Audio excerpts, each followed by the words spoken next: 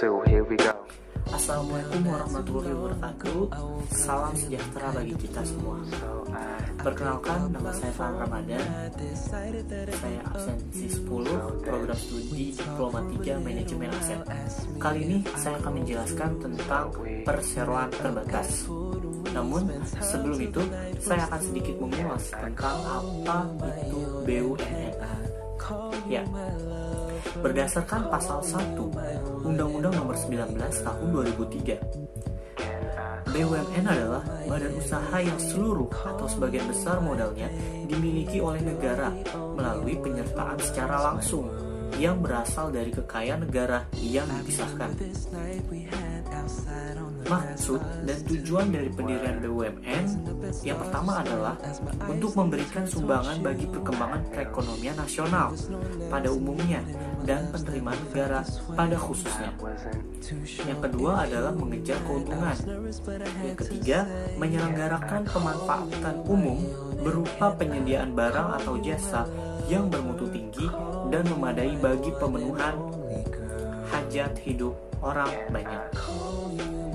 Yang keempat adalah menjadi perintis kegiatan-kegiatan usaha yang belum dapat dilaksanakan oleh sektor swasta dan koperasi. Serta yang terakhir adalah turut aktif memberikan bimbingan dan bantuan kepada pengusaha golongan ekonomi lemah, koperasi, dan masyarakat. Dalam hal organ yang ada dalam BUMN jenis persero, yaitu meliputi RUPS, komisaris, direksi, di mana direksi bertugas sebagai pengurus BUMN berdasarkan pasal 5 ayat 1. Untuk mengenai pengawasan BUMN dilakukan oleh komisaris dan dewan pengawas. Para anggota tersebut dilarang mengambil keuntungan pribadi, baik secara langsung maupun tidak langsung, dari kegiatan BUMN selain penghasilan yang sah menurut pasal 7. Maksud dari mengambil keuntungan pribadi artinya menyalahgunakan wewenangnya sebagai anggota direksi atau komisaris atau dewan pengawas untuk kepentingan sendiri, kelompok, ataupun golongan. Dalam jenis-jenis BUMN, berdasarkan pasal 9, BUMN itu terdiri dari persero dan juga perum. Yang pertama yaitu adalah persero. Pengertian persero menurut Undang-Undang Republik Indonesia Nomor 19 Tahun 2003 adalah badan usaha milik negara yang mempunyai bentuk perseroan terbatas, di mana modalnya terbagi dalam saham yang semua atau minimal 51% sahamnya dimiliki oleh negara dengan tujuan utamanya untuk mendapatkan laba. Pendirian persero melalui usulan menteri kepada presiden. Sedangkan organisasi persero terdiri atas RUPS, komisaris, dan juga direksi. Lebih lanjut tentang persero diatur dalam peraturan pemerintah nomor 12 tahun 1998. Contoh dari persero adalah PT Timah, PT Jasa Marga, dan juga PT Telekomunikasi Indonesia. Dalam Instruksi Presiden Republik Indonesia Nomor 17 tanggal 28 Desember 1967 dijelaskan bahwa ciri-ciri persero adalah sebagai berikut. Yang pertama adalah tujuan usahanya adalah untuk mendapatkan keuntungan. Yang kedua, sebagai badan hukum dengan bentuk perseroan terbatas, bentuk dari badan usaha ini adalah perseroan terbatas, sehingga berlaku pula semua ketentuan tentang PT. Yang ketiga, hubungan usaha diatur sesuai dengan ketentuan hukum perdata. Yang keempat, modal semuanya maupun sebagian adalah milik negara dari kekayaan negara yang dipisahkan. Yang kelima, persero tidak memiliki fasilitas negara. Yang keenam, manajemennya dipimpin oleh direksi. Yang ketujuh, pegawai tidak berstatus PNS, tetapi sebagai pegawai perusahaan swasta biasa. Dan yang terakhir adalah pemerintah mempunyai peran sebagai pemegang saham dalam perusahaan. Untuk selanjutnya, saya akan sedikit membahas mengenai tentang penggabungan, peleburan, pengambil alihan dan juga pembubaran BUMN. Penggabungan atau peleburan suatu BUMN dapat dilakukan dengan BUMN lain yang telah ada, seperti yang diatur pada pasal 63 ayat 1. Penggabungan dan peleburan BUMN dapat dilakukan tanpa diadakan likuidasi terlebih dahulu. Dengan adanya penggabungan tersebut, persero atau perum yang menggabungkan diri menjadi bubar. Sedangkan dengan adanya peleburan BUMN yang saling meleburkan diri menjadi bubar dan membentuk satu BUMN yang baru. Adapun suatu BUMN dapat mengambil alih BUMN atau perseroan terbatas lainnya.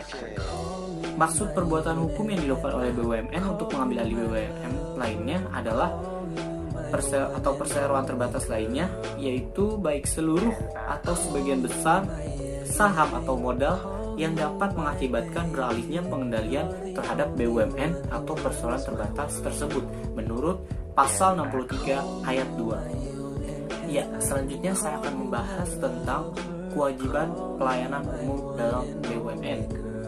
Pada pasal 66 ayat 1 menjelaskan bahwa pemerintah dapat memberikan penugasan khusus kepada BUMN. Maksud dari penugasan khusus ialah penugasan untuk melaksanakan kegiatan-kegiatan tertentu yang telah ditugaskan. Yang selanjutnya juga adanya yang kelima, pemeriksaan internal, eksternal. Pada BUMN baik untuk perum maupun persero perlu diadakannya pemeriksaan eksternal berdasarkan pasal 71. Pemeriksaan laporan keuangan perusahaan dilakukan oleh auditor eksternal yang ditetapkan oleh RUPS untuk persero dan menteri untuk perum. Selain itu, sesuai dengan peraturan perundang-undangan, BPK juga berwenang melakukan pemeriksaan terhadap BUMN. Laporan keuangan ini dimaksudkan untuk memperoleh opini auditor atas kewajaran laporan keuangan dan perhitungan tahunan perusahaan. Selanjutnya, saya akan menjelaskan tentang jenis-jenis perseroan terbatas.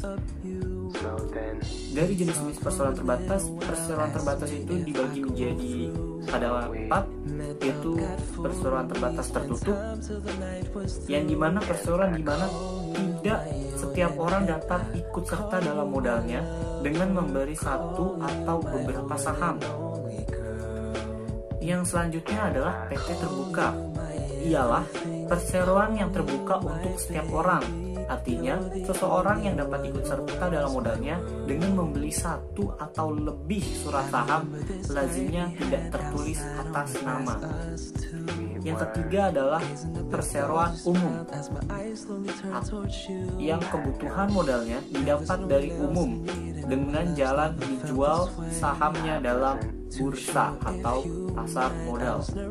Dan yang selanjutnya adalah PT perseorangan.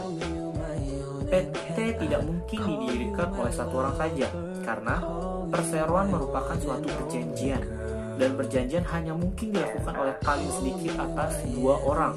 Akan tetapi, setelah PT berdiri, mungkin sekali semua saham jatuh di satu tangan, sehingga hanya ada seorang pemegang saham saja yang menjadi direkturnya. Selanjutnya, saya juga akan membahas sedikit tentang kelebihan dan juga kekurangan dari perseroan terbatas. Kelebihan dari perseroan terbatas yaitu pemilik berhak atas semua laba yang diperoleh atas perusahaannya. Yang kedua, pemilik bertanggung jawab atas seluruh kekayaan sehingga dapat dijadikan jaminan. Yang ketiga, pengolahannya sederhana sehingga pemilik dapat mengambil keputusan dengan cepat. Dan yang terakhir, rahasia perusahaan akan terjamin.